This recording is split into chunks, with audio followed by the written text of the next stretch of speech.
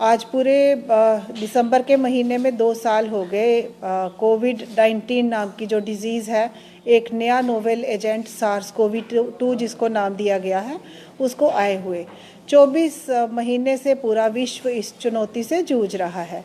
कल एक नई डेवलपमेंट हुई जिसमें जम्मू से भेजे गए सारे फॉरेन ट्रैवलर्स के जो सैंपल्स थे और कुछ एक सैंपल्स जो हमारे यहाँ पे क्लस्टरिंग के केसेस थे, जिसमें 11 केसेस हमने देखा हजूरी बाग में पॉजिटिव थे, वो सैंपल्स हमने एनसीडीसी भेजे थे होल जीनोम सीक्वेंसिंग के लिए। अब ये होल जीनोम सीक्वेंसिंग जो है वो म्यूटेंट डिटेक्शन का एक तरीका है। तो उसमें पाया गया कि साउथ अफ्रीका में जो नया वेरिएंट ऑफ कंसर्न, जो लेटेस्ट वेरिएंट ऑफ कंसर्न है वो ओमिक्रॉन है। ये वेरिएंट ऑफ कंसर्न वो होता है जो पैंडमिक पोटेंशियल ज़्यादा रखता है, ट्रांसमिसिबल ज़्यादा हो, और दूसरी बात कि वो मॉर्बिडिटी और मॉर्टालिटी का पोटेंशियल भी ज़्यादा रखता है, ज़्यादा विरुलेंट होता है। तो वेरिएंट ऑफ कंसर्न लेटेस्ट हमारा ओमिक्रॉन है और ये डिटेक्ट हो गया हमारे 3 केसेस में यहाँ जम्मू रीजन से जो भेजे थे। 2 केसेस उनमें क्लस्टरिंग के जो केसेस थे 11 उनमें से निकले। उनके पास तो कोई फॉरेन ट्रैवल की हिस्ट्री नहीं है, मगर ये पता चला कि उन्होंने बहुत सारी मैरिजेस अटेंड की हुई थी। और एक बच्ची 15 साल की, उसमें जो वैक्सीनेटेड नहीं थी, उसमें भी ये पॉजिटिव आया। जाहिर है कि कुछ लोगों के कांटेक्ट में वो आए होंगे जिनकी ट्रैवल हिस्ट्री रही होगी, या फिर उन्होंने शादियों वगैरह में कहीं इंटरेक्शन के दौरान ये इन्फेक्शंस एक्वायर किए हैं। अब समझने की बात यह है, जन चेतना की ज़रूरत है, फिर से जागरूकता की ज़रूरत है कि कोविड एप्रोप्रिएट बिहेवियर कहीं ना कहीं कॉम्प्रोमाइज़ हो रहा है। हम जो अफोर्ड नहीं करते, म्यूटेंट्स आते रहेंगे, ये बात जैसे ही ये वायरस इमर्ज हुआ था हमें पहले ही पता था, क्योंकि ये म्यूटेशन प्रोन है। बहुत सारे mutational events hundreds and thousands हो चुके हैं इनमें, लेकिन कुछ ही जो म्यूटेंट्स हैं वो वेरिएंट्स ऑफ कंसर्न बनाते हैं। तो वो आज तक जैसे डेल्टा प्लस वायरस था या ओमिक्रॉन था, ऐसे कुछ वेरिएंट्स को हमने वेरिएंट ऑफ कंसर्न समझा है, उनकी फास्टर ट्रांसमिशन की वजह से या फिर उनकी एनहांस्ड विरुलेंस की वजह से। जनता के समझने की बात यह है कि अगर कम से कम लोग इन्फेक्ट होंगे, जो तरीका है कोविड एप्रोप्रिएट बिहेवियर इकलौता तरीका, अगर वो कम इन्फेक्ट होंगे उतनी ही बॉडीज़ कम मिलेंगी, ह्यूमन होस्ट कम मिलेंगे वायरस को, तो मल्टीप्लाई कम होगा, मल्टीप्लाई कम होगा तो म्यूटेशनल इवेंट्स कम होंगे। तो आसान सी समझदारी की बात है कि कोविड एप्रोप्रिएट बिहेवियर, बार बार समझने की बात है कि मास्क पहनना, मास्क पहनना, मास्क सबसे बड़ी वैक्सीन है, इसको ठीक से पहनना, नाक और मुंह को जो अच्छे से कवर करे। दूसरा, शादियां हुई, काफ़ी सारी गैदरिंग्स हुई, ये भी हमें खुद ही समझ लेना चाहिए। इसमें कोई लीगल एनफोर्समेंट या फ़ाइन करे सरकार फिर ही वो मानेंगे बात। उसके अलावा भी हर व्यक्ति, हर नागरिक समझ जाए कि हमें कोविड अप्रोप्रिएट बिहेवियर, जिसमें मास्क का पहनना, जिसमें सोशल डिस्टेंसिंग को ऑब्जर्व करना और हैंड सैनिटाइजेशन, हाथ अपने बार बार धोते रहना या अल्कोहल बेस्ड हैंड सैनिटाइज़र से उसको सैनिटाइज़ करते रहना।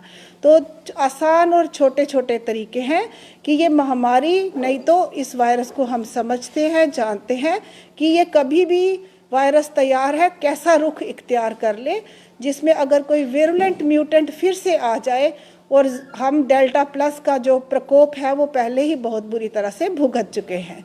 इसके अलावा जब आपकी बारी आए, वैक्सीन ज़रूर करवाइए। मैम, क्या ये जो दोनों वैक्सीन हैं ये ओमिक्रॉन को कहीं कवर करती हैं? बिल्कुल, ये ओमिक्रॉन को कवर कर रही है, बिल्कुल ये देखा गया है। एक वैक्सीन तो होल वायरल वैक्सीन है, इनएक्टिवेटेड या किल्ड वायरस, और दूसरी वैक्सीन जो है वो स्पाइक प्रोटीन को कवर करती है। तो वो बहुत बड़ा हमारे लिए हित की बात है कि वो भी अभी इसको कवर कर रही है। लेकिन हाँ, और ये एप्रीहेंशंस हमें भी रहती हैं, हम भी देखते रहते हैं, ऐसा कोई म्यूटेंट तो नहीं आ गया कि जो हमारे टेस्टिंग किट्स कवर ना कर रहे हों, ऐसा अभी तक कुछ नहीं हुआ है। अवेलेबल जो मार्केटेड टेस्टिंग किट्स हैं वो सारे RT-PCR से डिटेक्ट कर रहे हैं इन म्यूटेंट्स को अभी तक, और थोड़ा बहुत इम्यून एस्केप की चांसेस तो है, जिसमें जो हम एंटीबॉडी कॉकटेल या ट्रीटमेंट करते थे मोनोक्लोनल एंटीबॉडी से, वो थोड़ा 40 to 60% नहीं भी कवर हो रहे। लेकिन हम इलाज की तरफ क्यों जाएं? हम सब जानते हैं prevention is better than cure. हम प्रिवेंटिव मेथड्स को क्यों ना अडॉप्ट करें? जो लोग इन्फेक्टेड हुए हैं उनकी सेहत कैसी है इस समय, उनके लक्षण क्या हैं? वो बिल्कुल रिकवर कर चुके हैं फॉर्चुनेटली, और बिल्कुल ठीक हैं।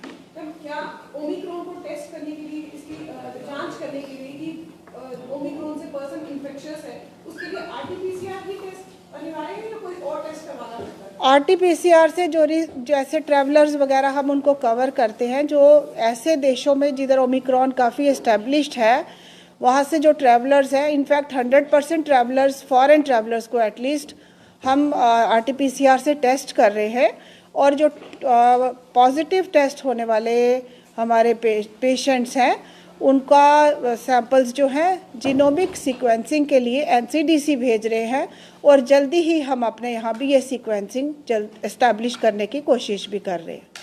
जिस तरह से आप बता रहे हैं कि ये लोग शादी में गए थे और भी लोग इससे इन्फेक्टेड हो सकते हैं, अगर ज़्यादा लोग इसमें इन्फेक्टेड हो चुके होंगे तो किस तरह से तैयारी होगी इस समय? ये तैयारियों में कोई कमी नहीं है, लेकिन जब महामारी होती है, हमने अपनी तैयारियां जो हैं उनका एक अच्छा नमूना सेकेंड वेव को हैंडल करने में भी किया है। आज हम बहुत ज़्यादा कैपेसिटी बिल्ट है, जिसमें ह्यूमन रिसोर्स की ट्रेनिंग से लेके रिक्रूटमेंट से लेके बहुत सारा इक्विपमेंट और बड़े सारे बेड्स भी ऐड किए गए हैं। आज की डेट में 90% से ज़्यादा बेड्स हमारे ऑक्सीजन सपोर्टेड हैं।